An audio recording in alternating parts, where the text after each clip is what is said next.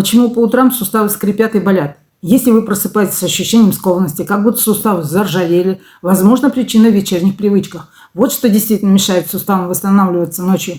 Плотный ужин, тяжелая пища перегружает ЖКТ и замедляет выведение жидкости. В результате отеки и застой в суставах.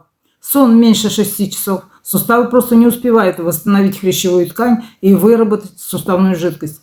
Мало воды перед сном. Дефицит жидкости мешает регенерации и выведению токсинов. На первый взгляд мелочи, но именно они годами подтачивают здоровье суставов.